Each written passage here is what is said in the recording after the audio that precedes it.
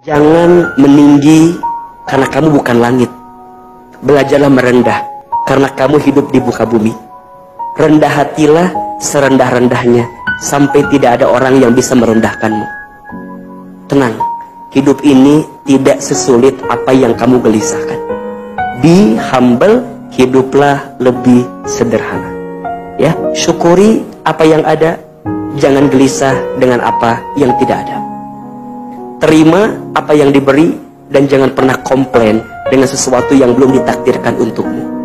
Cintailah semua yang terikat dengan takdirmu. Cintailah orang yang ditakdirkan untukmu. Cintai sepenuh hati, cintai sepenuh jiwa, karena disitulah Allah akan titipkan kebahagiaan kepada kita. Berat, tapi itulah cara pertama untuk teman-teman bisa menghapus jejak masa lalu. Ingat ya, Umar bin Khattab pernah berkata seperti ini, aku tidak takut sesuatu hilang daripadaku, karena aku tahu selain takdirku maka tidak akan pernah menjadi milikku. Aku pun tidak gelisah dengan sesuatu yang aku miliki kemudian aku kehilangannya. Kenapa? Karena aku tahu sesuatu yang bukan jadi milikku, bagaimana cara pun tidak akan pernah menjadi milikku.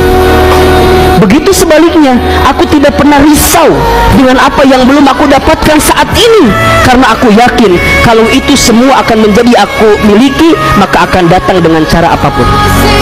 Santai aja, ikhlaskan, relakan. Kalau bukan punya kita, maka akan hilang. Kalau tetap punya kita, maka akan datang ke kita.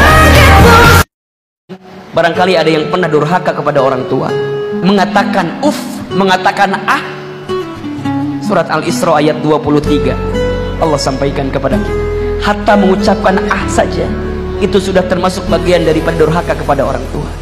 Sekarang pertanyaannya, berapa kata yang pernah terlontar kepada orang tua kita? Bahkan mungkin bukan pernah menyakiti hatinya, pernah menyinggung perasaannya, pernah membantah ucapannya, bahkan pernah benci kepadanya. Seorang yang pernah melahirkan kita, yang pernah membesarkan kita, yang pernah mendidik kita, yang pernah membimbing kita. Bahkan tidak sedikit di antara kita yang pernah membuat ibu kita menetes air matanya karena begitu kesalnya melihat tingkah laku kehidupan kita. Saya mau tanya, kalau teman-teman dihina sama orang, senang atau sedih? Nah, itu salah persepsinya. Kalau ada orang yang merendahkan kita, kalau ada yang mencela kita, harusnya kita senang. Kenapa? Di saat itu Allah sedang meninggikan derajat kita. Ayman malah pengen kalau ada orang yang ngebully saya, menghina saya, mencaci maki saya, gak apa-apa. Kenapa? Di saat itu Allah sedang menggugurkan dosa-dosa saya. Jadi kalau teman-teman sekarang banyak yang mencela teman-teman, yang menghina teman-teman, gak apa-apa. Itu bagus. Bagus. Kenapa? Karena biasanya orang akan kelihatan titik nadirnya sebagai seorang manusia saat dia tahan dengan ujian, saat dia tahan dengan dicaci maki. Bukankah Rasul itu menjadi seorang yang sangat luar biasa menyikapi kehidupan karena beliau begitu banyak yang membencinya? Bahkan saat beliau lahir pun sudah dibenci, beliau jadi anak-anak pun sudah dibenci, saat tumbuh dewasa pun dibenci, bahkan saat mau hijrah menyampaikan kebaikan pun dibenci. Ternyata Masya Allah, kesabaran Rasul saat dicela, dibenci itulah yang merubah karakternya menjadi karakter yang paling kuat dalam kehidupan.